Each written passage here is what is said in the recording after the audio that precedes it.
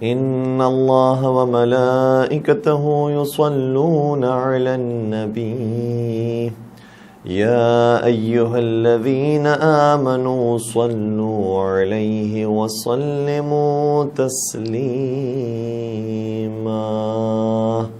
اللہم صل علی محمد وآل محمد وعجل فرجہم.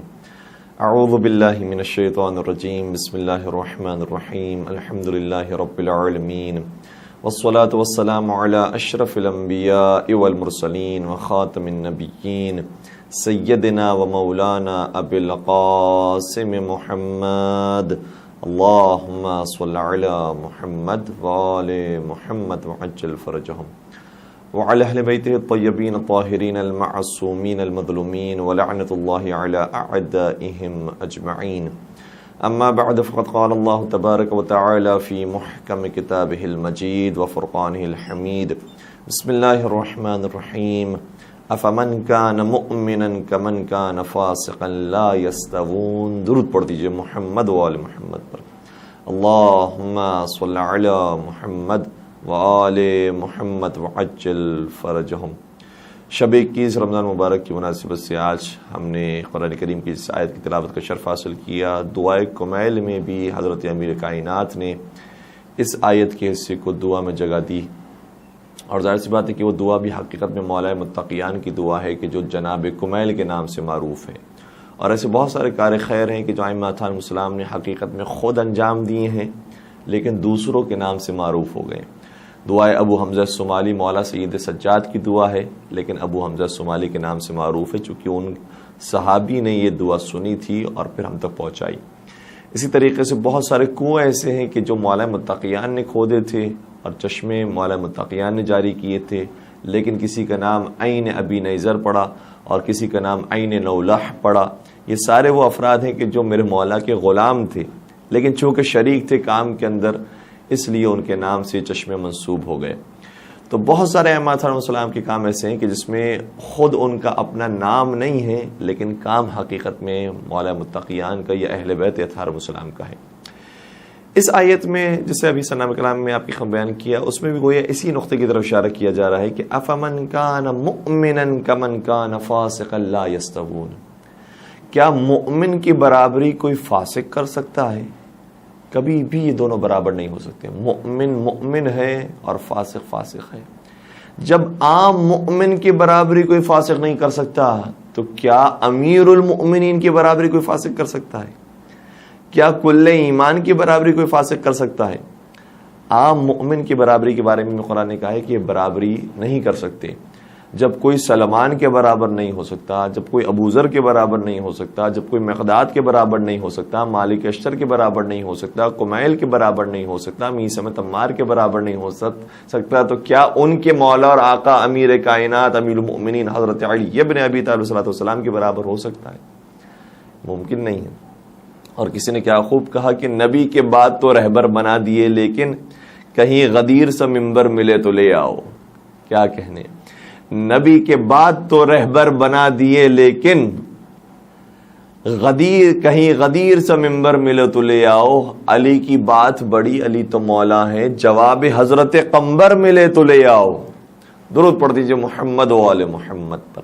اللہم صل علی محمد و آل محمد وعجل فرجہم. تو قرآن نے کہا ہے کہ اور یہ معیار دیا ہے، اور معیارات قرآن کریم نے بہت سارے ہمارے سامنے رکھے ہیں. مؤمن کی برابری فاسق نہیں کر سکتا. اسی طریقے سے قرآن کریم نے معیار رکھا ہے کہ قل هل يستوي الذين يعلمون والذين لا يعلمون. کیا جاننے والوں کی برابری نہ جاننے والے کر سکتے ہیں؟ وہ جو زندگی بھر کہتے رہے اور 70 مرتبہ کہا لولا علی لہلکہم، لولا علی لولا علی. اور مولانا کلب سادس صاحب اللہ مقامہ یہ فرمایا کرتے تھے کہ ان میں اور ہم میں زیادہ فرق نہیں ہے. ان کے بزرگوں نے کہا تھا لولا علی اور ہم کہہ رہے ہیں مولا علی. ہاں یہ ضرور ہے کہ ہم جو مولا علی کہہ رہے ہیں یہ اپنی طرف سے نہیں کہہ رہے ہیں. نبی نے غدیر خم کے میدان میں کہا تھا من کنت مولاہ فہذا علی مولا. جس کا میں مولا ہوں اس کے علی مولا ہیں. تو ہم حدیث رسول کے مطابق علی مرتضیٰ کو مولا کہتے ہیں. وہ کہتے تھے کہ انہوں نے کہا لولا علی، ہم نے کہا مولا علی. اور لام اور میم میں فرق ہی کتنا ہے، لام کے بعد ہی تو میم آتا ہے. آپ لام پر رک گئے، ہم میم پر آ گئے. اور پھر وہ فرمایا کرتے تھے کہ سین اور شین میں بھی فرق کیا ہے، سین کے بعد ہی تو شین آتا ہے. تو اگر ان کے بزرگوں کو دیکھا جائے تو خود انہوں نے مصیبت میں پکارا ہے تو حضرت علی مرتضی علیہ الصلوۃ والسلام کو پکارا. تو قرآن کریم نے معیار دیا ہے کہ کیا جاننے والوں کی برابری نہ جاننے والے کر سکتے ہیں. پھر اور معیارات بھی قرآن کریم نے قائم کیے. لا یستوی منکم من انفق من قبل الفتح وقاتل اولئک اعظم درجۃ من الذین انفقوا من بعد وقاتلوا. اس شخص کی برابری کوئی کر نہیں سکتا کہ جس نے فتح مکہ سے پہلے انفاق کیا ہے، فتح مکہ سے پہلے جہاد کیا ہے. فتح مکہ کب واقع ہو رہی ہے؟ سن 8 ہجری کو. جس نے 8 ہجری سے پہلے جہاد کیا ہے، جس نے 8 ہجری سے پہلے انفاق کیا ہے، اس کی برابری وہ نہیں کر سکتے ہیں کہ جنہوں نے 8 ہجری کے بعد فتح مکہ کے بعد جہاد کیا، فتح مکہ کے بعد انفاق کیا. یا ہستیاں تو وہ ہیں کہ جب کچھ نہیں تھا انہوں نے اپنا مال اپنی جان خرچ کی ہے اور دین اسلام کا نام روشن کیا ہے. اور جب دین اسلام کا نام سر بلند ہو چکا اور واقع ظاہری طور پر اسلام پوری دنیا میں منتشر ہونے لگا، تب یہ مسلمان ہوئے اور تب جہاد میں شریک ہوئے. تو اب تو مال غنیمت کے لیے تو بہت سارے لوگ آئے ہیں. اس سے پہلے کتنے لوگ تھے کہ جو مسلمان ہوئے اور جنہوں نے انفاق کیا اور جہاد کیا. اور مجھے کہنے دیجئے کہ جب وہ مسلمان آپس میں برابر نہیں ہو سکتے جو فتح مکہ کے بعد ہوئے ہیں اور فتح مکہ سے پہلے ہوئے ہیں، تو پھر اس کی برابری کون کر سکتا ہے کہ جیسے ہی اسلام آئی اور پہلی نماز رسول اکرم نے قائم کی تو پیچھے پیچھے علی نماز پڑھ رہے تھے. اللہ اکبر.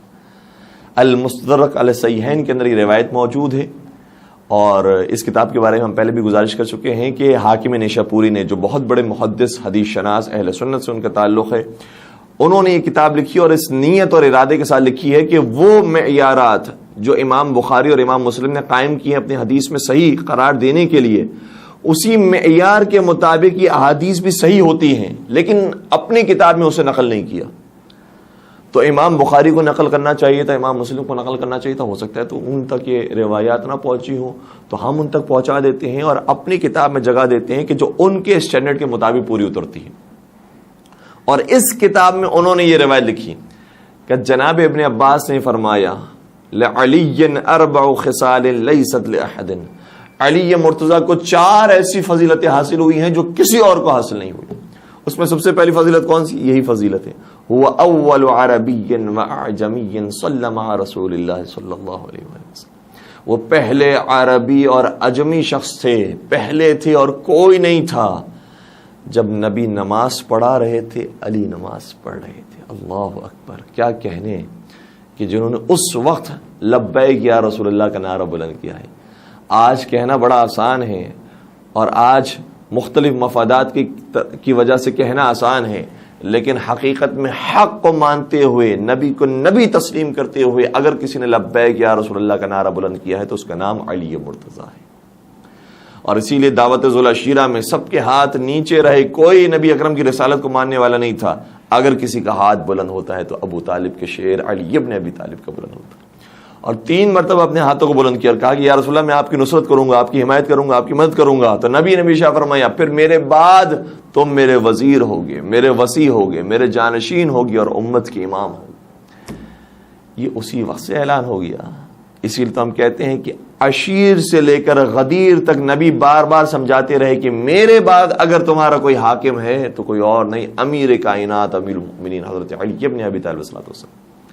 اور وہ جو روایت بھی پیش کی جاتی ہے توجہ فرمائیے گا، فرماتے ہیں کہ نبی اکرم نے شاہ فرمایا تھا کہ 30 سال تک خلافت راشدہ جاری رہے گی.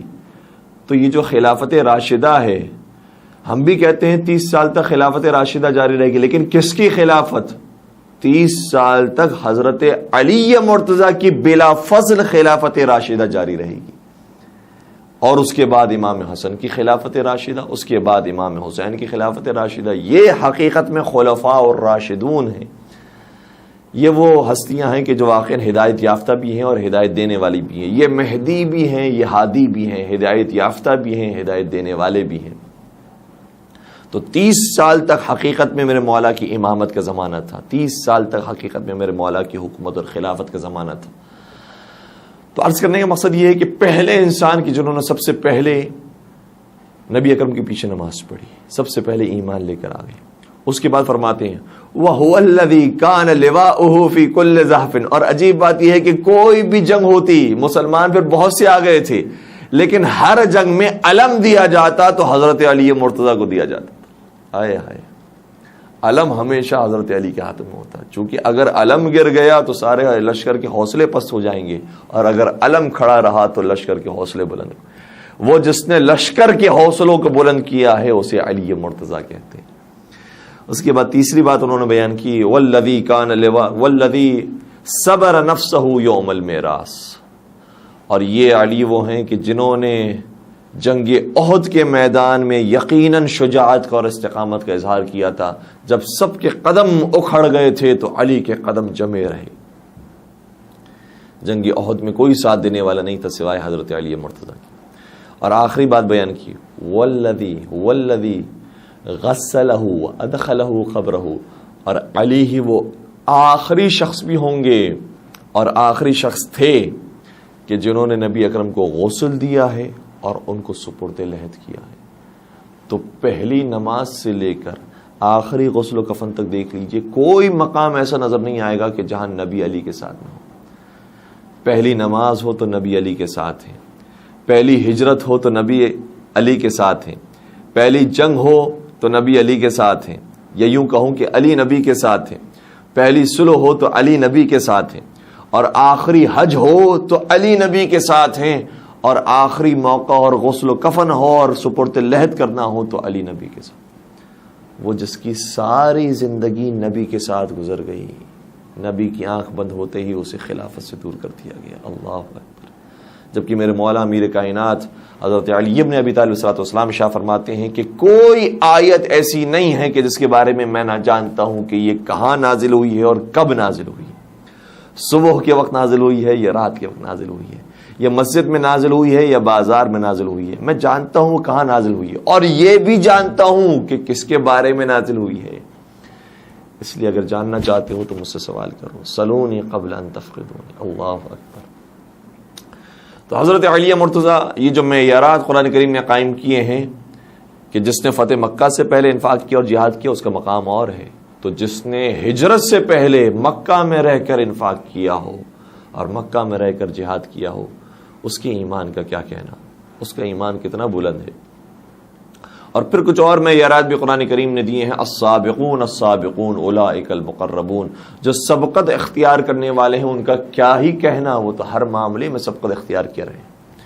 یقیناً جو اس دنیا میں سبقت اختیار کرے گا ایمان کے اندر، عمل صالح کے اندر، تو اس دنیا میں بھی اس کو سبقت نصیب ہوگی. اور ایک عجیب روایت ہے کہ نبی اکرم نے صحابہ سے عرض کیا کہ جب ہم جنت میں داخل ہوں گے تو ہم بعد میں داخل ہوں گے، علی پہلے داخل ہوں گے.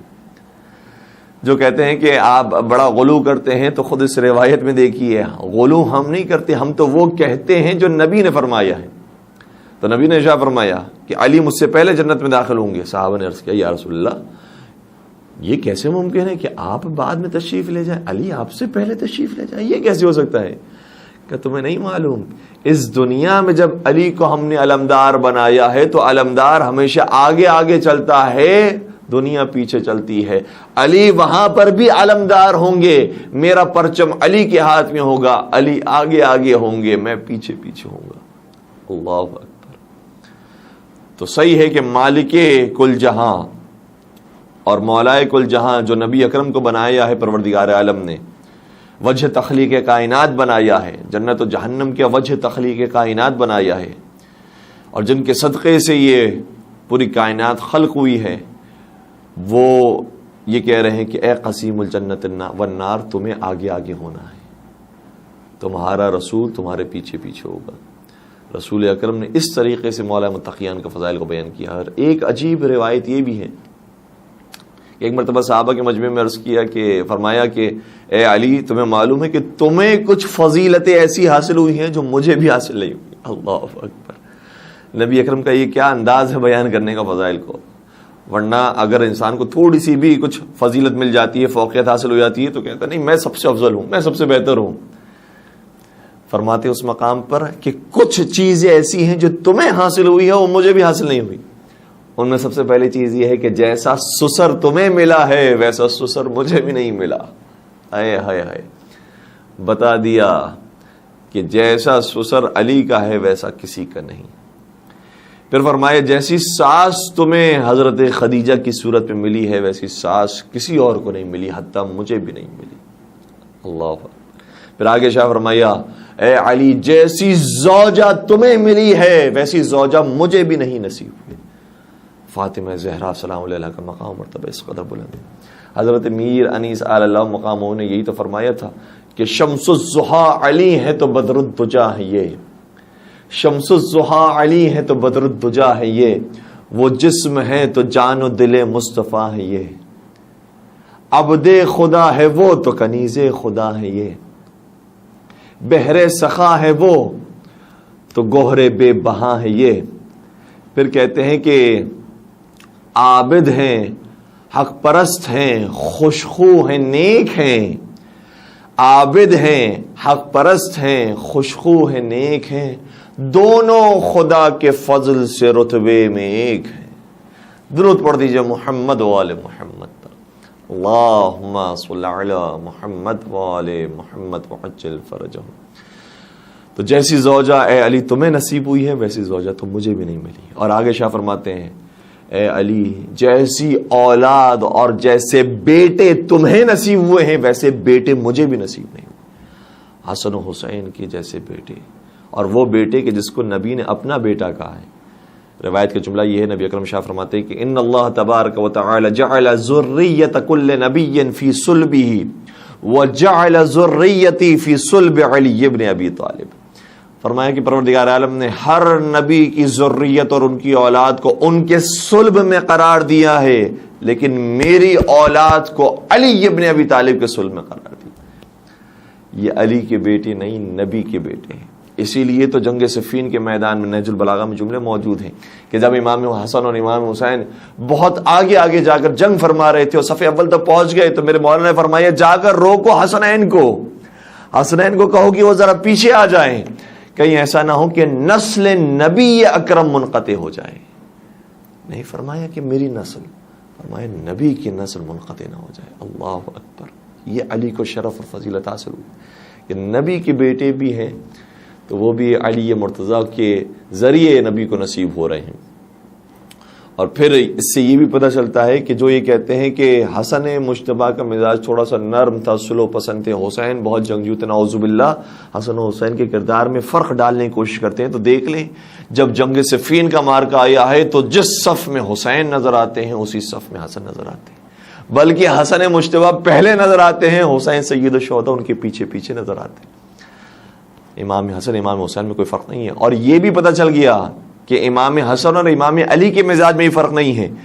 جن سے علی مرتضیٰ نے جنگ کی ہے، اور حقیقت میں تو علی مرتضیٰ سے جنگ کی گئی ہے، تو جن کے خلاف میرے مولا نے دفاعاً تلوار نکالی ہے، اگر امام حسن مجتبیٰ ہوتے تو وہ بھی وہی کرتے کہ جو مولا علی نے فرمایا. جو مولا علی نے کیا ہے وہ امام حسن کرتے. جنگ صفین میں اگر حضرت علی تلوار نکالتے ہیں اور دفاع کرتے ہیں تو اس میں امام حسن امام حسین علیہ السلام سب سے آگے آگے نظر آتے ہیں. تو فرمائے کچھ فضائل ایسے ہیں کہ جس میں اے علی میں بھی شریک نہیں ہوں، مجھے بھی نصیب نہیں ہوئے جو تمہیں نصیب ہوئے. اور پھر آگے فرمایا اے علی تمہیں جیسا چچا نصیب ہوا ہے جناب حمزہ کی صورت میں ویسا چچا مجھے نصیب نہیں ہوا، اور تمہیں جیسا بھائی جعفر طیار کی صورت میں نصیب ہوا ہے ویسا بھائی مجھے بھی نصیب نہیں ہوا. اللہ اکبر. علی مرتضیٰ کے کیا کہنے کہ کچھ فضائل ایسے ہیں کہ جو حتیٰ نبی خود فرماتے ہیں کہ مجھے حاصل نہیں ہوئے لیکن اے علی تمہیں نصیب ہوئے. وہ کہ جو فضائل کا سمندر ہے، واقعاً کیسے کیسے طریقوں سے نبی اکرم نے میرے مولا کے فضائل کو بیان کیا. کبھی فرمایا یا علی مثلک فی امتی کمثل الکعبہ، اے علی تمہاری اس امت میں مثال ایسی ہے کہ جیسے خانہ کعبہ کی مثال ہوتی ہے. اذ تؤتا ولا تأتی، خانہ کعبہ کے گرد آ کر لوگ طواف کرتے ہیں، خانہ کعبہ اٹھ کر لوگوں کے پاس جا کر طواف نہیں کرتا. اے علی تمہاری مثال کعبے کی طرح ہے، اگر لوگ چاہتے ہیں کہ تم سے محبت کریں، تمہارے چاہنے والے بنیں، تمہارے مطیع فرمانبردار بنیں، تو انہیں چاہیے کہ تمہارے گرد آ کر تمہاری بیعت کریں. تمہاری ذمہ داری نہیں ہے کہ ان کے پاس جا کر بیعت لو. ہائے ہائے ہائے. جبکہ میرے مولا نے اس سے بڑھ کر کام کیا ہے، دروازوں کو کھٹکھٹایا ہے، انصار کو بیدار کیا ہے. تمہیں کیا ہو گیا ہے؟ وفات رسول کے بعد تم نے بھی ہم سے منہ موڑ لیا، کہ جس طریقے سے بعض مہاجرین نے منہ موڑ لیا. تو ذمہ داری نہیں تھی، لیکن میرے مولا نے پھر بھی یہ کام کیا، اور اس کے باوجود بھی حق امیر المومنین کو غصب کیا گیا. اور کبھی فرمایا اے علی تمہاری مثال، یا علی مثلک فی امتی کمثل المسیح عیسی ابن مریم، اے علی تمہاری مثال اس امت میں ایسی ہے کہ جیسے حضرت عیسیٰ علیہ السلام کی مثال. اس کا مطلب یہ ہوا کہ اگر علی کو ملانا ہے کسی سے تو اپنے جیسوں سے نہ ملائیے، انبیاء سے ملائیے. حضرت علی کی شان انبیاء میں دکھائی دے گی، اور اسی لیے تو فرمایا تھا کہ آدم کو ان کے علم میں دیکھنا چاہو، نوح کو ان کے عزم میں دیکھنا چاہو، ابراہیم کو ان کے مقام خلت کے ساتھ دیکھنا چاہو، حضرت موسیٰ کو ان کی ہیبت کے ساتھ دیکھنا چاہو، حضرت عیسیٰ کو ان کے مقام صفویت کے ساتھ دیکھنا چاہو. 1,24,000 انبیاء کی زیارت کرنا چاہو تو صرف ایک علی کی زیارت کر دو، 1,24,000 انبیاء کی زیارت ہو جائے. تو ایک مقام پر فرمایا اے علی تمہاری مثال اس امت میں ایسی ہے کہ جیسے حضرت عیسیٰ علیہ السلام کی مثال ہے. پھر آگے بیان فرمایا افترق قومہ 3 فرق، عیسیٰ علیہ السلام کے بارے میں 3 فرقے بن گئے تھے. فرقۃ مؤمنون، ایک مومنین کا فرقہ تھا، وفرقۃ عادوہ، ایک فرقہ وہ تھا کہ جو ان سے دشمنی رکھتا تھا، اور یہودیوں کا وہ فرقہ تھا جنہوں نے حضرت عیسیٰ کی نبوت کا انکار کیا. وفرقۃ غلو فیہ، اور ایک فرقہ وہ تھا کہ جس نے غلو سے کام لیا اور حضرت عیسیٰ کو خدا مان لیا یا خدا کا بیٹا مان لیا. یہ 3 طرح کے گروہ تھے. کہ علی تمہاری مثال عیسیٰ کی طرح ہے. جس طریقے سے حضرت عیسیٰ کے بارے میں 3 گروہ بن گئے تھے، اسی طریقے سے تمہارے بارے میں بھی 3 گروہ بنیں گے. ایک گروہ وہ ہوگا جو غلو سے کام لے گا اور تمہیں خدا سمجھ بیٹھے گا. اللہ اکبر. اتنے فضائل بیان ہوئے ہیں تو کہ لوگوں نے خدا سمجھنا شروع کر دیا. میرے مولا وہ ہے کہ جب مردوں کو ٹھوکر مارے تو وہ زندہ ہو جائے، اور زندہ پر نماز جنازہ پڑھتے تو مردہ ہو جائے. تو لوگوں کو خدائی کا تعجب ہوتا تھا، خدائی کا رنگ نظر آتا تھا.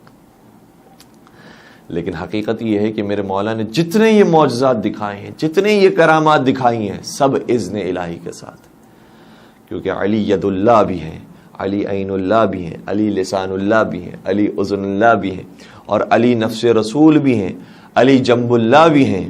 اور یہ میں کیا کہوں گا کہ آپ کے بڑے بڑوں نے کہا ہے کہ ایک مرتبہ حج کے موقع پر جب میرے مولا نے کسی کو ایک تماچا مارا تھا، چونکہ وہ خواتین کے ساتھ بدتمیزی کر رہا تھا، اور میرے مولا نے اسے تماچا لگایا تو آیا شکایت کرنے کے لیے خلیفہ ثانی کے پاس اور کہا کہ مجھے علی نے مارا ہے، آپ کچھ کیجئے. تو سنیں گے خلیفہ ثانی نے کیا جواب دیا، اور یہ کتب اہل سنت کے اندر روایت موجود ہے.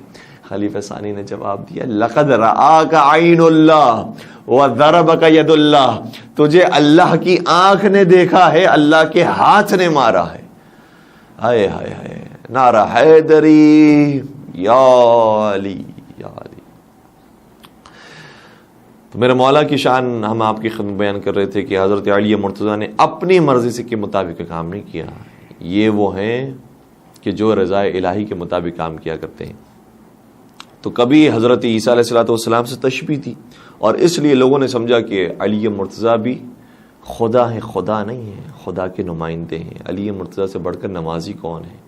علی مرتضیٰ سے بڑھ کر کوئی دعائیں مانگنے والا کون ہے؟ جیسی دعائے کمیل کی صورت میں حضرت علی مرتضیٰ نے دی ہے، اس سے بہتر کوئی اور دعا کون لا سکتا ہے؟ تو کچھ لوگ ایسے ہیں کہ ان کے خدائی رنگ کو دیکھیں گے تو کہیں گے کہ علی خدا ہے. کچھ لوگ ایسے ہیں کہ جو حضرت علی مرتضیٰ کے فضائل کو دیکھ کر ان سے دشمنی کریں گے اور ان کے بغض اور کینہ کے اندر مبتلا ہوں گے. قرآن کریم نے کہا ہے کہ ام یحسدون الناس علی ما آتاہم اللہ من فضلہ، کیا لوگوں کو حسد ہو رہا ہے ان لوگوں سے کہ جن کو اللہ نے اپنے فضل سے عطا کیا ہے؟ یہ حقیقت میں ان سے نہیں، اللہ سے حسد کر رہے ہیں، اور اللہ سے جلن ہے انہیں کہ کیوں اللہ نے ہمارے حصے میں کچھ نہیں رکھا اور علی کے حصے میں رکھا ہے. دیکھیے تو صحیح، علی مرتضیٰ جیسا کسی کا پاک نفس ہو تو پروردگار بخیل نہیں ہے، پروردگار عطا کرنے والا ہے.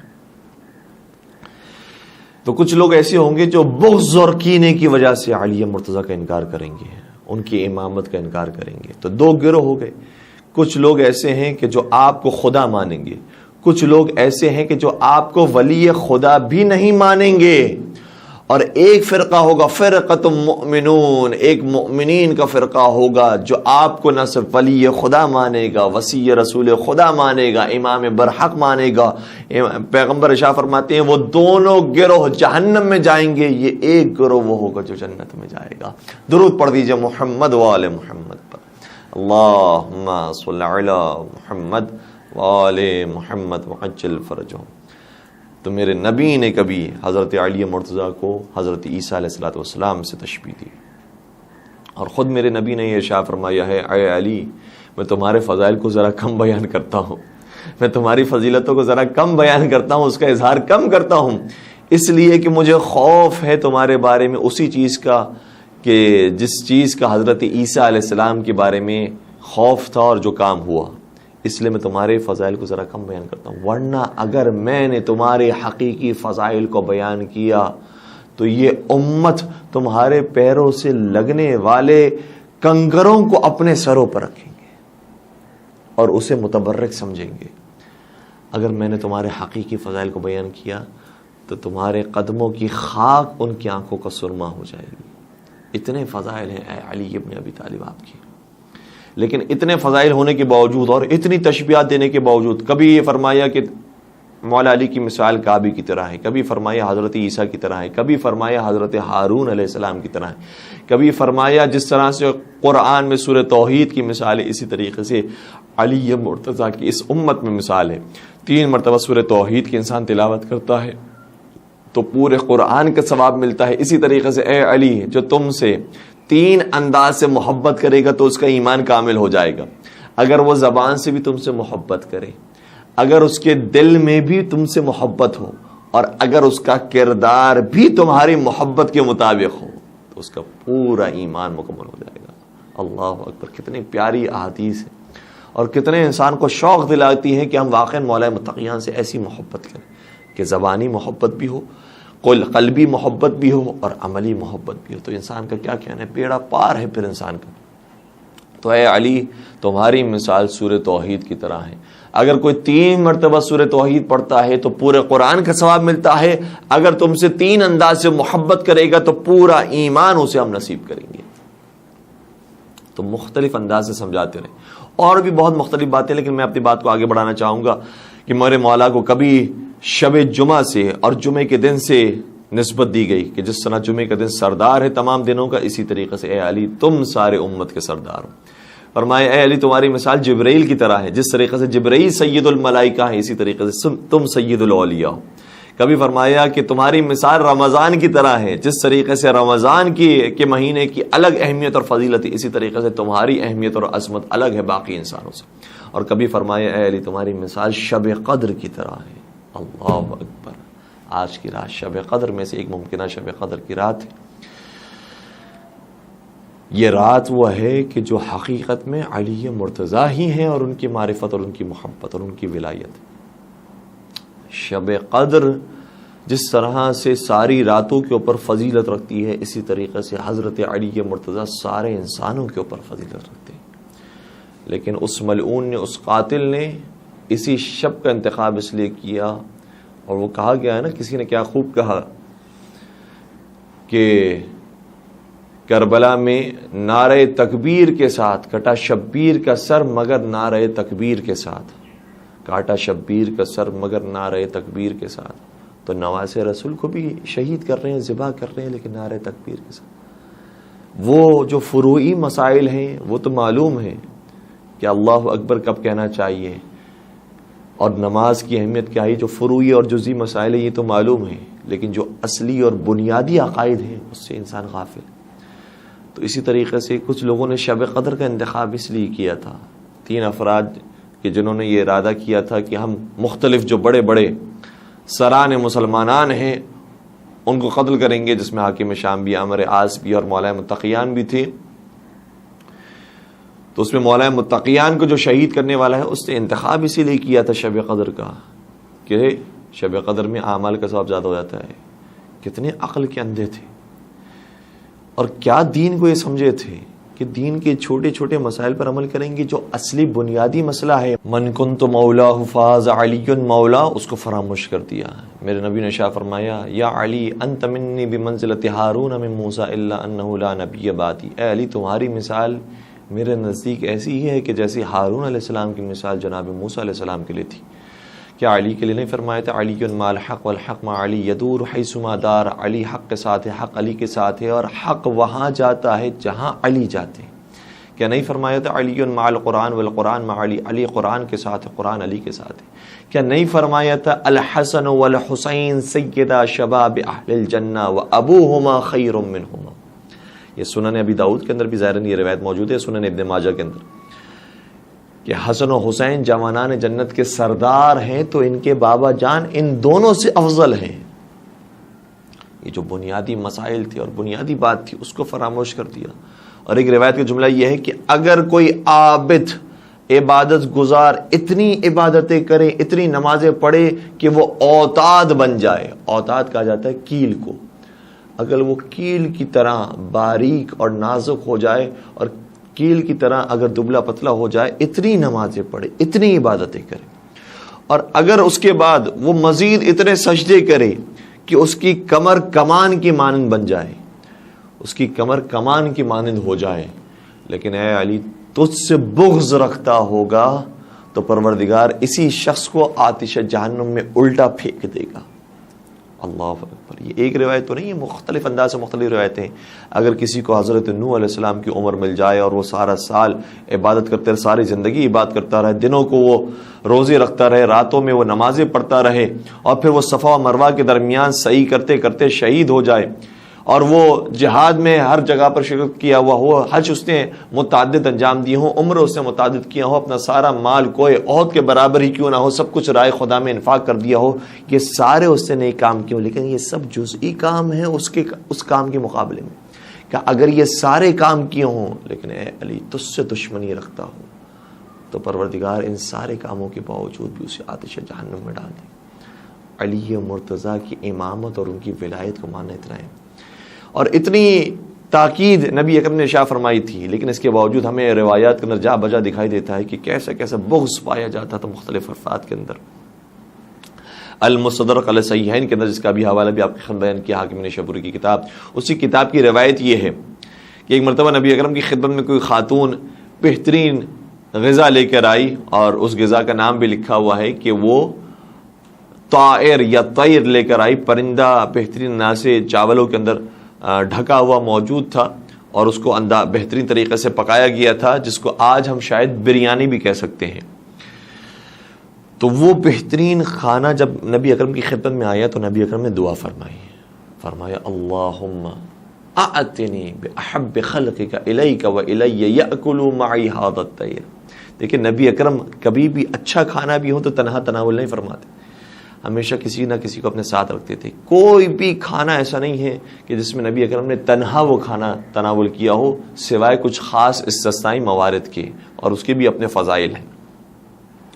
تو نبی اکرم نے فرمایا پروردگارا اللہم ائتنی بأحب خلقک الیک والی یأکل معی ھذا الطیر، پروردگار کسی ایسے بندے کو بھیج دے جو تیرا بھی محبوب ہے میرا بھی محبوب ہے، تاکہ اس کے ساتھ بیٹھ کر میں کھانا کھاؤں۔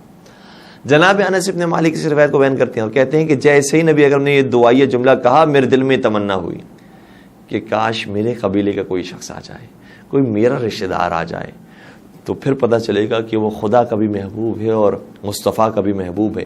لیکن دروازے پہ دستک ہوئی، اور میں نے جیسے ہی دروازہ کھولا تو دروازے سے علی آ گئے۔ اللہ اکبر، مولا علی آ گئے، علی مرتضیٰ کو آنے دیتے، لیکن کہا نہیں، میں نے دروازہ بند کر دیا۔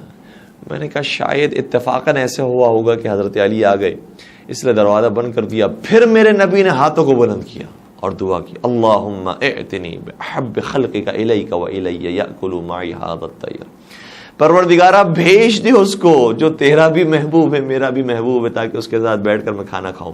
کہتے پھر دستک ہوئی، پھر دروازہ کھولا تو پھر علی موجود تھے۔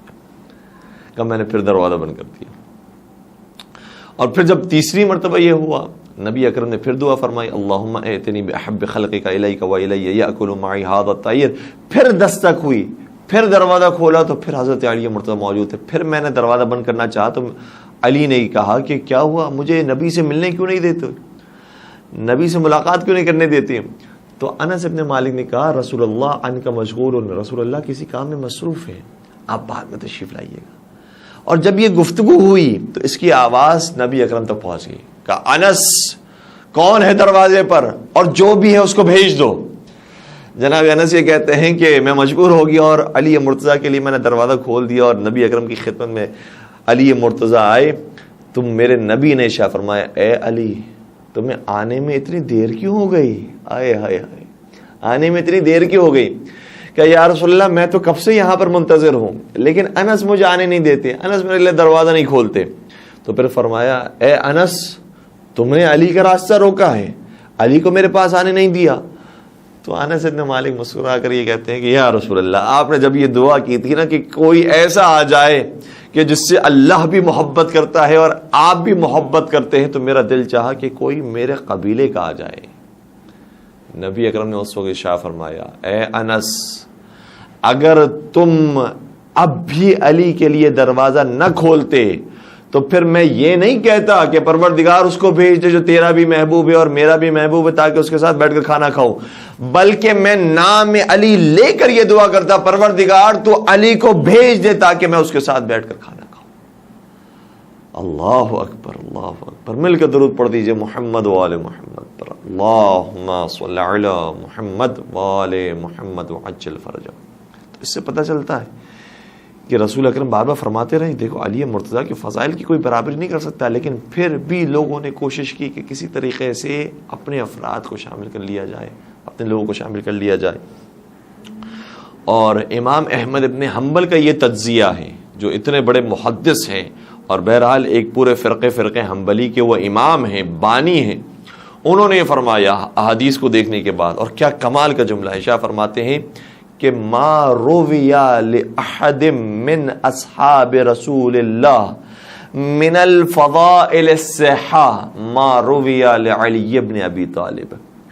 کوئی بھی ایسے صحیح فضائل کسی صحابہ کے نقل نہیں ہوئے ہیں جتنی صحیح فضیلتیں علی ابن ابی طالب کی نقل ہوئی. یعنی اس کا مطلب کیا ہوا کہ اگر کوئی ضعیف روایت بھی آپ کو نظر آئے, بظاہر ایسا لگ رہا ہو کہ یہ تو بہت کم نقل ہوئی ہے, بہت کم نظر آ رہی ہے, کہ نہیں, اگر علی کے وہ فضائل ہیں تو اس کا مطلب صحیح فضائل ہوں گے.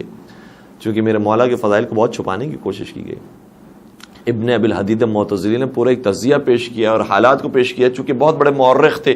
شرح نہج البلاغہ کے اندر انہوں نے اس پوری بات کو ذکر کیا ہے کہ پیغمبر اکرم کی وفات کے بعد کون کون سے حالات پیش آئے ہیں, کس کس کو گورنر مقرر کیا گیا, کیسے کیسے اہل بیت سے دور کیا گیا, اور پھر کس طریقے سے فضائل علی کو چھپایا گیا, اور پھر جو فضائل علی ابن ابی طالب تھے اس میں کن کن کے نام کا اضافہ کیا گیا, اور کیسے کھڑکیاں قائم کی گئی اور کیسے چھتیں بنائی گئی, اور کس کس طریقے سے فضائل امیر المومنین کو چھپانے کی کوشش کی گئی. اور بعض جگہوں پر جہاں علی مرتضیٰ کا نام موجود تھا وہاں ان کے دشمنوں کا نام لکھ دیا گیا, جس طریقے سے وَمِنَ النَّاسِ مَن يَشْرِي نَفْسَهُ ابْتِغَاءَ مَرْضَاتِ اللَّهِ وَاللَّهُ رَءُوفٌ بِالْعِبَادِ, کہ لوگوں میں سے کوئی ایسا بھی ہے جو اپنے نفس کو شب ہجرت بیچتا ہے اور مرضی خدا کو خریدتا ہے. تو بعض ناپاک راویوں نے یہ کام بھی کیا ہے کہ وہاں علی ابن ابی طالب کا نام ہٹا کر ابن ملجم کا نام رکھ دیا گیا. یہ آیت ابن ملجم کی شان میں آئی ہے. اللہ اکبر, کیسا کیسا غضب ہے جو علی مرتضیٰ کے حوالے سے نہ ڈھایا گیا ہو. تو اس طریقے سے فضائل علی کو مٹانے کی کوشش کی گئی اور اس طریقے سے احادیث کو بگاڑنے کی کوشش کی گئی. تو ابن ابی الحدید معتزلی کا یہ جملہ ہے, اور یہ جملہ وصول کیجئے گا. کہتے ہیں کہ اگر کسی بھی مقام پر کوئی حدیث علی کی شان میں نظر آئے اور اس حدیث کے اندر کوئی اضافہ کیا گیا ہو, یا اس حدیث کے بالمقابل کوئی اور حدیث بھی نظر آئے کہ جس میں علی کے بجائے کسی اور کا نام موجود ہو, تو میں تمہیں گارنٹی کے ساتھ کہتا ہوں کہ جتنا حصہ اور جو حصہ علی ابن ابی طالب کے بارے میں آیا ہے وہ صحیح ہے, اور باقی بات کا حصہ جعلی اور دروغ ہے. یہ خود ان کا تجزیہ ہے ابن ابی الحدید معتزلی کا. اگر کوئی ایسی فضیلت نظر آئے جس میں علی کا نام بھی اور دوسروں کا نام بھی ہے تو جتنے علی کے فضائل ہیں وہ تو ٹھیک ہیں، لیکن جو باقیوں کے نام آئے ہیں اس کا مطلب یہ ہے کہ وہ اس میں اضافہ کیا گیا ہے. تو مولا متقیان کی دشمنی اس طرح سے بھی باقی رکھی گئی، اور یہ دشمنی کا سلسلہ چلتا رہا یہاں تک کہ جنگ نہروان کے بعد بھی جب یہ خبر پہنچی مدینہ کے اندر تو جناب ام المومنین جناب عائشہ نے آ کر یہ سوال کیا کہ کیا ہوا جنگ کے اندر، کس کو فتح نصیب ہوئی؟ تو بتایا گیا کہ حضرت علی مرتضیٰ فتح یاب ہو گئے اور کامیاب ہو گئے. اللہ اکبر اللہ اکبر. پھر کہا کہ اچھا یہ بتاؤ کہ فلاں کو کس نے قتل کیا؟ نام اس کا ذکر ہے اور روایات کے اندر مختلف نام موجود ہیں. ابن ابی الحدید معتزلی نے اس روایت کو بھی لکھا ہے. ذو صدیہ یا تو اس کو کہا جاتا تھا زال سے اور فے سے، ذو صدیہ، یا اس کا دوسرا نام مخدج تھا. کہ اس بڑے پہلوان کو کس نے قتل کیا؟ کہا کہ علی مرتضیٰ نے اسے واصل جہنم کیا. کہ اچھا مجھے تو عمرو عاص نے کہا ہے کہ اس نے اس کو قتل کیا ہے، اور تم کہہ رہے ہو کہ علی نے قتل کیا. کہا نہیں، ہم یہ کہتے ہیں اور ہم نے دیکھا ہے کہ حضرت علی مرتضیٰ نے اس کو واصل جہنم کیا تھا. کیا تمہارے پاس گواہ موجود ہے؟ کہا ہمارے پاس گواہی موجود ہے. گواہوں کو لایا گیا اور سب نے گواہی دی کہ خود ہم نے دیکھا ہے کہ علی مرتضیٰ نے اس کو واصل جہنم کیا.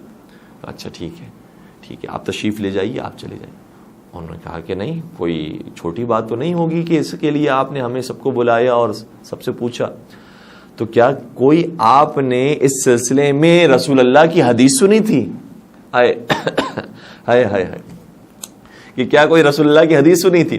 انہوں نے کہا کہ ہاں رسول اللہ کی میں نے حدیث سنی تھی کہ ذو الصدیہ اپنے زمانے کا بدترین انسان ہوگا، اور جو اسے واصل جہنم کرے گا وہ اس زمانے کا بہترین انسان ہوگا. تو مجھے یقین ہو گیا کہ آج کے دور کا بہترین انسان علی ابن ابی طالب ہے. اللہ اکبر. درود پڑھ دیجئے محمد و آل محمد. اللہم صلی علی محمد و آل محمد وعجل فرجہم. اس طریقے سے فضائل امیر المومنین کو چھپانے کی کوشش کی گئی، لیکن بہرحال کہیں نہ کہیں فضائل ان کی زبان سے بھی جاری ہوتے رہے، یہاں تک کہ آگے کا زمانہ آیا، خلفائے بنی عباس کا زمانہ آیا، ہارون رشید کا دور آیا، اور بڑے بڑے واقعات جو پیش آئے اور میرے نظروں کے سامنے آ رہے ہیں، اور میں کس کس کو آپ کے سامنے بیان کروں میرے ذہن میں چلتے جا رہے ہیں، لیکن میں چھوڑتا ہوا چونکہ دامن وقت میں زیادہ گنجائش نہیں ہے، صرف ایک حصے کی طرف اشارہ کروں گا. انشاءاللہ خود ہی آپ اس واقعے کو دیکھیے گا کہ ہارون الرشید کے زمانے میں ایک خطیب کو بلایا گیا، اور وہ چونکہ مولا علی پر سب و شتم کیا کرتا تھا، لعن طعن کیا کرتا تھا، اس لیے اس کو دربار میں حاضر کیا گیا. ہارون نے کہا کہ کیوں لعن طعن کرتے ہو؟ کہا کہ نہیں، انہوں نے میرے اجداد کو مارا ہے اور میں علی سے بغض رکھتا ہوں، میں علی سے محبت نہیں کر سکتا. کیا تجھے معلوم ہے حضرت علی کے شان میں یہ حدیث ہے، یہ حدیث ہے، یہ حدیث ہے، یہ حدیث ہے؟ کہا مجھے معلوم ہے لیکن میں علی سے محبت نہیں کر سکتا. ہارون رشید نے کہا کہ اس کو زندان میں بند کر دیا جائے، زندان میں ڈال دیا، اور پھر اپنے علماء کو اس نے بلایا. امام شافعی اس میں موجود تھے، امام ابو یوسف جو امام ابو حنیفہ کے شاگرد تھے، اور بطور خاص ایسے شاگرد کہ جنہوں نے امام ابو حنیفہ کی اقوال کو اور ان کے فتاوی کو نشر کیا ہے اور ان کے دین کو اور ان کے مکتب کو آگے بڑھایا ہے. امام ابو یوسف بھی موجود تھے، اور ایک مشہور مورخ واقدی وہ بھی موجود تھا. ان سب سے کہا کہ دیکھو یہ ایک خطیب ہے، تم یہ بتاؤ کہ تمہیں فضائل علی مرتضیٰ میں سے کتنے فضائل یاد ہیں؟ تو سب سے پہلے امام شافعی سے سوال ہوا. امام شافعی جیسا شخص بھی ہارون رشید کے سامنے کہ بھائی ان کے سامنے میں فضائل علی کا اقرار کروں یا نہیں کروں، میں کیا بیان کروں؟ انہوں نے کہا، ظاہراً جو ہمارے ذہن میں روایت ہے، انہوں نے کہا کہ مجھے فضائل علی پر 700 حدیثیں یاد ہیں. 700 حدیثیں صرف فضائل علی پر مجھے یاد ہیں. اللہ اکبر.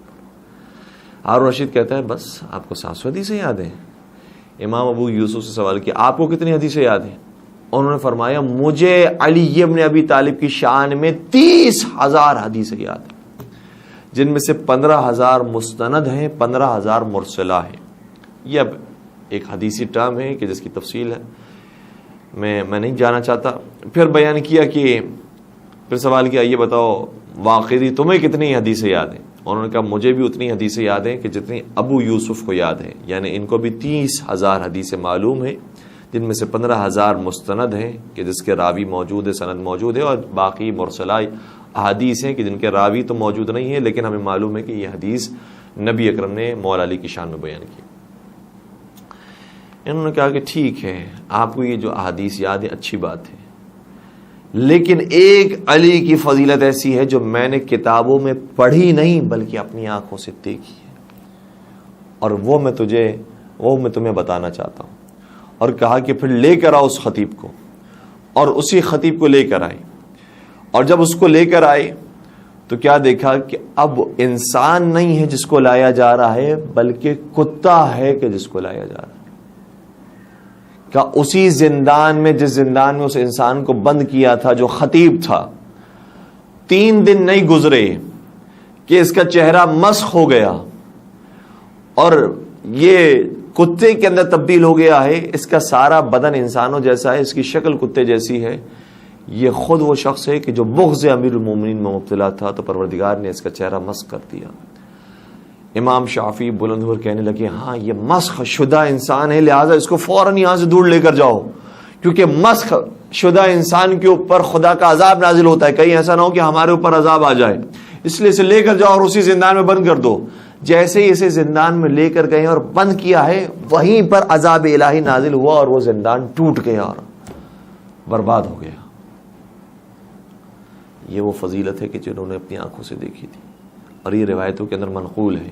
اور کیسے ہم یقین نہ کریں جبکہ غدیر خم کے میدان میں وہ واقعہ ہمارے سامنے موجود ہے کہ سأل سائل بعذاب واقع، حارث نامی ایک سائل ایسا بھی ہے کہ جو اپنے لیے عذاب کی بد دعا کرتا ہے، تو ہم اس کی سوال کو بھی اور اس کی دعا کو بھی قبول کریں گے۔ اور اس نے یہی تو کہا ہے کہ یہ حکم آپ نے اپنی طرف سے دیا ہے یا خدا کی مرضی سے دیا ہے، اور اگر آپ نے اپنی مرضی سے دیا ہو تو ہمیں یہ قبول نہیں ہے، اور اگر خدا کی مرضی سے دیا ہو تو خدا مجھ پر عذاب نازل کرے۔ تو جب اس نے یہ اپنے لیے بد دعا کی تو عذاب الہی نازل ہوا اور ایک ایسا پتھر آیا کہ یہ 2 نیم حصوں میں تقسیم ہو گیا۔ میں کہوں گا کیا شان ہے پروردگار کی، کبھی علی کا دشمن خدا کے سامنے کھڑا ہوتا ہے تو خدا ایسا پتھر پھینکتا ہے کہ 2 نیم حصوں میں وہ شخص تقسیم ہو جاتا ہے، اور کبھی جنگوں کے اندر خدا کے دشمن علی کے مقابلے میں آتے تھے تو علی کا وار ذوالفقار ایسی چلتی تھی کہ خدا کا دشمن 2 نیم حصوں میں تقسیم ہو جایا کرتا تھا۔ درود پڑھ دیجئے محمد و آل محمد پر، اللہم صلی علی محمد و آل محمد وعجل فرجہم۔ کیسے کیسے بغض کے مارے موجود تھے، اور آج بھی یہ بغض امیر المومنین موجود ہے۔ جب ہم مولا متقیان کے فضائل بیان کرنا شروع کرتے ہیں تو کہتے ہیں بھئی ان کے بھی فضائل ہیں۔ دن یوم علی ہے، شہادت امیر المومنین کا ذکر کیا جاتا ہے، تو جب ہم مولا علی کے فضائل بیان کر رہے ہیں تو کسی کو تکلیف کیوں ہوتی ہے؟ تکلیف اسی لیے ہوتی ہے کیونکہ ان کے بزرگوں کے ایسے فضائل نہیں جیسے حضرت علی مرتضیٰ کے فضائل تھے۔ لیکن ہاں، جیسے عظیم فضائل تھے ویسے ہی عظیم مصائب بھی حضرت علی پر آئے۔ میرے مولا نے اپنے مصائب کا اور اپنی مشکلات کا ذکر ایک پوری روایت کے اندر کیا ہے، لیکن میں اس کو چھوڑتے ہوئے بس وہ زیارت کا جملہ عرض کر رہا ہوں کہ السلام علیک یا اول مظلوم فی الاسلام، سلام ہو میرا اس امام کے اوپر کہ جو اسلام کا سب سے پہلا مظلوم ہے۔ جیسے مظلوم حضرت علی مرتضیٰ تھے ویسے تو کوئی نہیں تھا۔ 21 رمضان مبارک کی تاریخ، میرے مولا کا سر زخمی ہے، بیٹے بیٹیاں ان کے سامنے موجود ہیں، اور امام حسن سے میرے مولا نے فرمایا بیٹا حسن، جتنے اصحاب ہمارے دروازے پر کھڑے ان سب سے کہو کہ وہ اپنے اپنے گھروں میں چلے جائیں۔ امام حسن تشریف لائے اور سب سے کہا کہ تم اپنے اپنے گھروں میں چلے جاؤ۔ کچھ لوگ پھر بھی کھڑے رہ گئے۔ امام حسن سے پھر فرمایا بیٹا جاؤ ان سے کہو کہ اپنے اپنے گھروں میں چلے جائیں۔ امام حسن پھر تشریف لائے، پھر کہا کہ سب اپنے اپنے گھروں میں چلے۔ ایک صحابی ہے جو پھر بھی کھڑا رہا، جس کا نام ازبق بن نباتہ ہے۔ امام حسن نے پھر دوبارہ اس سے بھی کہا اے ازبق تم بھی اپنے گھر چلے جاؤ۔ ازبق کی آنکھوں میں آنسو آ گئے۔ کہا مولا حسن، میں کیسے اپنے امام کو تنہا چھوڑ سکتا ہوں، اور میں کیسے ان کے دیدار کے بغیر رہ سکتا ہوں، جبکہ مجھے معلوم ہے کہ اس کے بعد دیدار نصیب نہیں ہونے والا۔ مجھے ایک مرتبہ زیارت کرنے کا موقع دے دیجیے۔ اسبغ بن نباتہ کا یہ جملہ امام حسن نے مولا علی تک پہنچایا۔ مولا علی نے فرمایا بیٹا حسن اسے اندر لے کر آ جاؤ۔ اسبغ بن نباتہ جیسے ہی مولا کے قریب تشریف لائے، جیسے ہی نگاہ میرے مولا کے چہرے پر پڑی، رونے لگے۔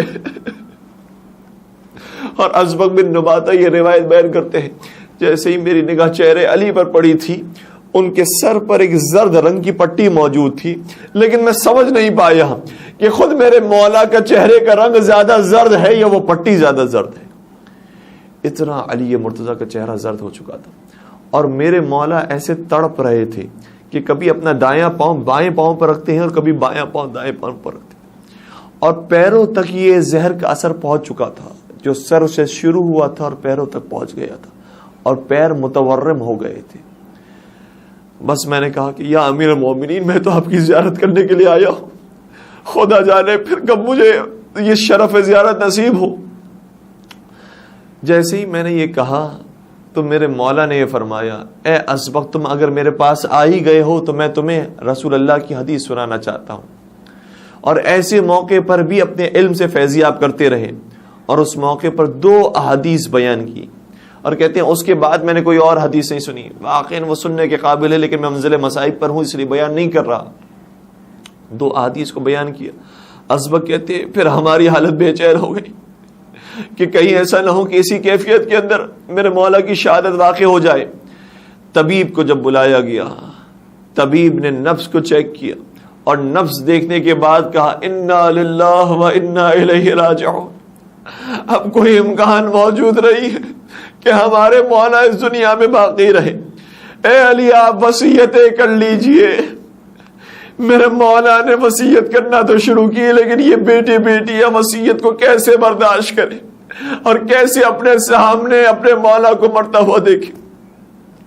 سنیں گے وصیتوں میں کون سی وصیت سب سے پہلے کی اور کس کے بارے میں سب سے زیادہ تاکید کی۔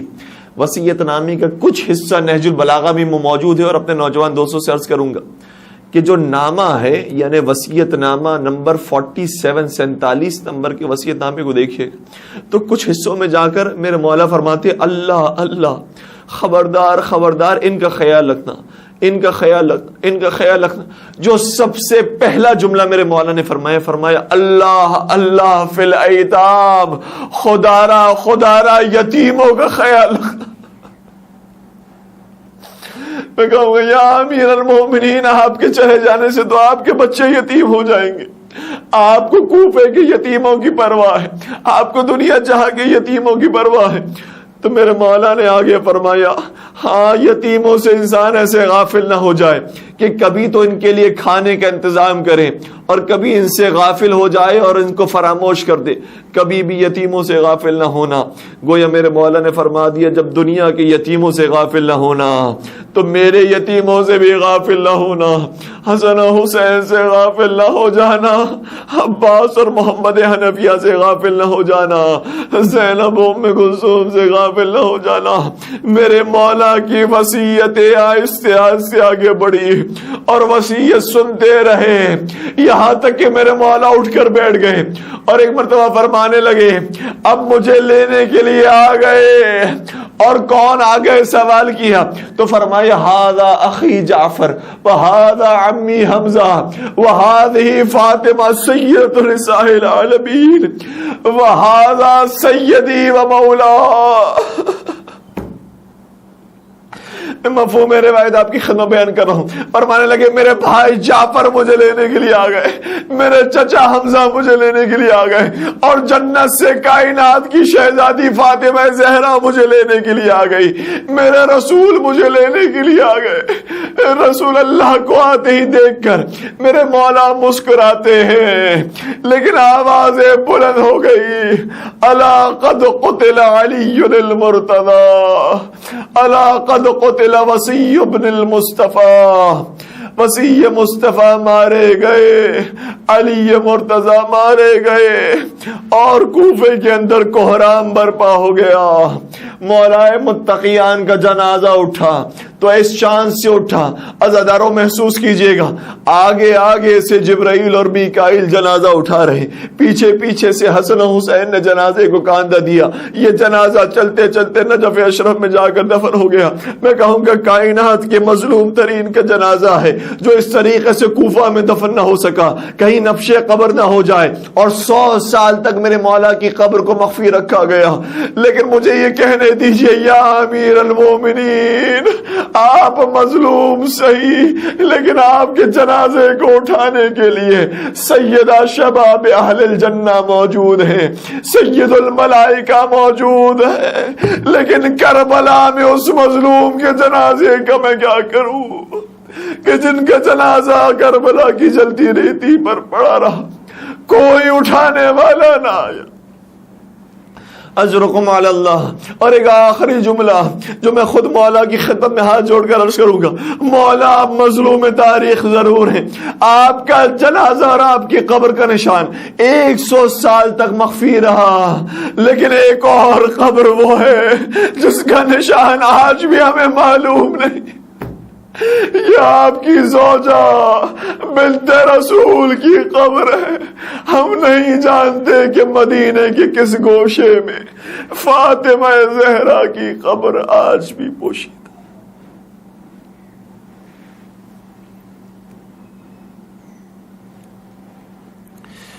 الا ولعنت اللہ علی القوم الظالمین وسيعلم الذین ظلموا ای منقلب ینقلبون. پروردگار کائنات شکر و مال حضرت سیدہ کائنات میں جگہ نصیب فرما, ہمارے گناہ کبیرہ صغیرہ کی مغفرت فرما, ہمارے مرحومین کی مغفرت فرما. تمام پریشان حال مومنین کو مشکل کشا کا واسطہ دیتے ہیں, پروردگارہ ان کی مشکلات آسان فرما.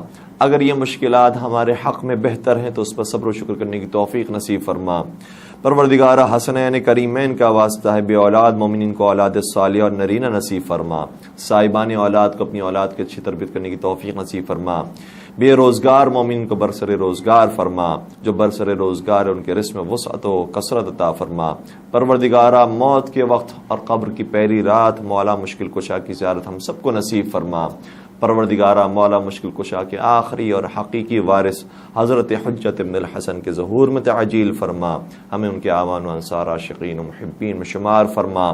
ربنا تقبل منا انک انت السمیع العلیم وتب علینا انک انت التواب الرحیم برحمتک یا ارحم الراحمین. اللہم صل علی محمد وآل محمد وعجل فرجہ.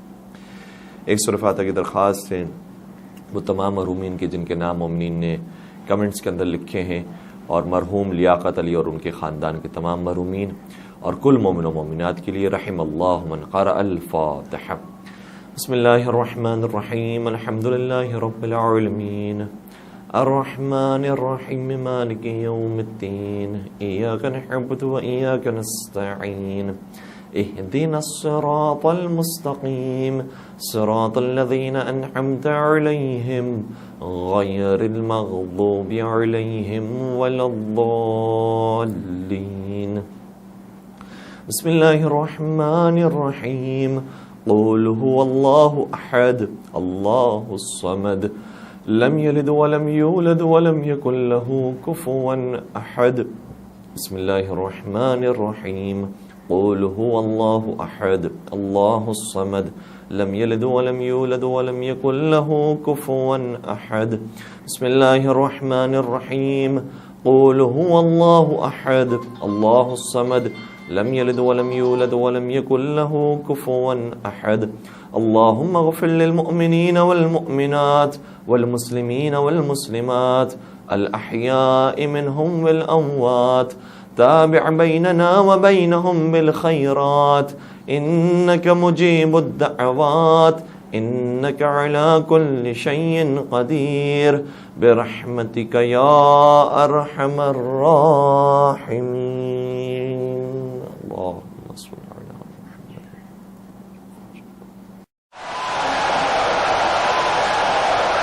الله أكبر الله أكبر.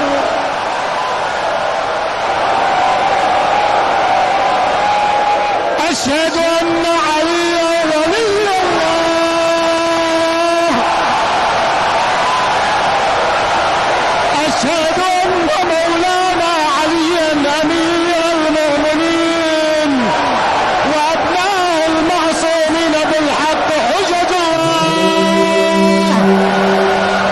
نکلا ہے جنازہ کوئی اللہ کے گھر سے، نکلا ہے جنازہ کوئی اللہ کے گھر سے۔ افلاک میں ایک شور ہے ماتم کے اثر سے، نکلا ہے جنازہ کوئی اللہ کے گھر سے۔ افسوس کہ مسجد میں نمازی گیا مارا، افسوس کہ مسجد میں نمازی گیا مارا، کچھ کم نہیں یہ غشر قیامت کے اثر سے، نکلا ہے جنازہ کوئی اللہ کے گھر سے۔ شبیر کو یاد آ گئی خود اپنی سکینہ، شبیر کو یاد آ گئی خود اپنی سکینہ، زینب کو ہٹایا گیا جب لاش پدر سے، نکلا ہے جنازہ کوئی اللہ کے گھر سے۔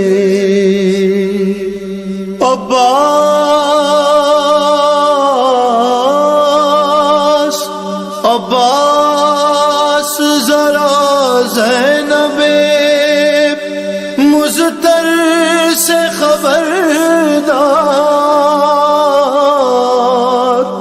عباس ذرا زینب مضطر سے خبردار، فریاد میں ہٹ جائے نا چادر کہیں سر سے،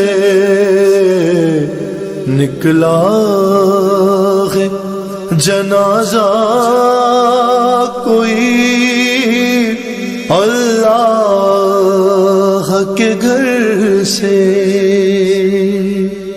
یاد آ گیا زینب کو وہ پہلو شکستہ، یاد آ گیا زینب کو وہ پہلو شکستہ، رومال ہٹایا گیا بابا کے جو سر سے، نکلا ہے جنازہ کوئی اللہ کے گھر سے۔ ہاں بھول نہ جانا انہیں کوفے کے مکینوں، ہاں بھول نہ جانا انہیں کوفے کے مکینوں، گزریں گی یہ شہزادیاں اس راہ گزر سے، نکلا ہے جنازہ کوئی اللہ کے گھر سے۔ ارے زینب سے یہ کہہ دو کہ وہ دل کھول کے روئے، زینب سے یہ کہہ دو کہ وہ دل کھول کے روئے، شبیر کی ہمشیر ہے رونے کو نہ ترسے،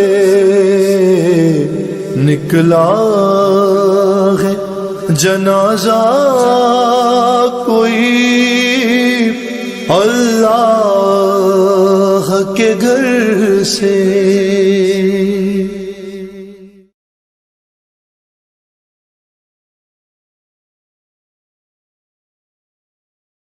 ہے علی مولا علی، ہے علی مولا علی، ہے علی مولا علی، ہے علی مولا علی۔ تقدمت والله أركان الهدى، أركان الهدى، تقدمت والله أركان الهدى۔ ہے جنازہ حیدر کرار کا، ہے جنازہ حیدر کرار کا، ہے جنازہ حیدر کرار کا، ہے جنازہ حیدر کرار کا۔ مومنوں دو مل کے کاندھا، مومنوں دو مل کے کاندھا، ہے جنازہ حیدر کرار کا، ہے جنازہ حیدر کرار کا۔ چل بسا زینب کا بابا، چل بسا زینب کا بابا، ہے جنازہ حیدر کرار کا، ہے جنازہ حیدر کرار کا۔ کس نے یہ محراب میں رکنے ہدایت ڈھا دیا، یہ ستم کیسا ہوا، یہ ستم کیسا ہوا۔ نوحہ یہ جبریل کا تھا، نوحہ یہ جبریل کا تھا، ہے جنازہ حیدر کرار کا، ہے جنازہ حیدر کرار کا۔ روک لو بھیا جنازہ میرے بابا جان کا، روک زینب نے کہا، روک زینب نے کہا، دیکھ لوں چہرہ دوبارہ، دیکھ لوں چہرہ دوبارہ، ہے جنازہ حیدر کرار کا، ہے جنازہ حیدر کرار کا۔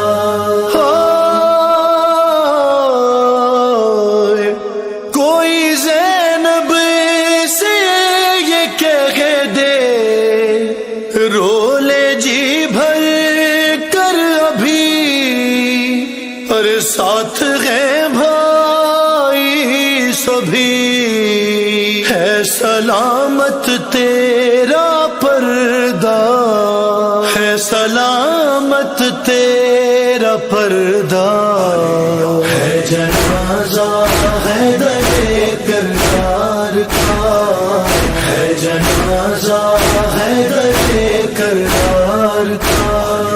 عید ہے نزدیک اور گھر میں قیامت ہو گئی، ہے سفید رہی ہے رو کے زہرا، کہہ رہی ہے رو کے زہرا، ہے جنازہ حیدر کرار کا، ہے جنازہ حیدر کرار کا۔ کون کوفے کے یتیموں کا رکھے گا اب خیال، غم سے ہے سارے نڈال، غم سے ہے سارے نڈال، شور ہے غربتہ کا، شور ہے غربتہ کا، ہے جنازہ حیدر کرار کا، ہے جنازہ حیدر کرار کا۔ باپ کے قدموں پہ سر رکھ کر حرم کی آس نے یہ کہا باس نے، یہ کہا باس نے، الوداع غازی کے بابا، الوداع غازی کے بابا، ہے جنازہ حیدر کرار کا، ہے جنازہ حیدر کرار کا۔ تیر آئے گا جنازے پر نہ پتھر آئے گا، اور نہ واپس جائے گا، اور نہ واپس جائے گا، ہائے شان سے یہ دفن ہوگا، شان سے یہ دفن ہوگا، ہے جنازہ حیدر کرار کا، ہے جنازہ حیدر کرار کا۔ شام کا ہے وال جب بیٹی سے کہتے تھے علی، ہائے غم کے مارے اس گھڑی، زرد تھا مولا کا چہرہ، ارے زرد تھا مولا کا چہرہ، ہے جنازہ حیدر کرار کا، ہے جنازہ حیدر کرار کا۔ ہے تکلم یہ قیامت روزے داروں کے لیے، ہے پرسداروں کے لیے، آؤ دے مہدی کو پرسا، آؤ دے مہدی کو پرسا، ہے جنازہ حیدر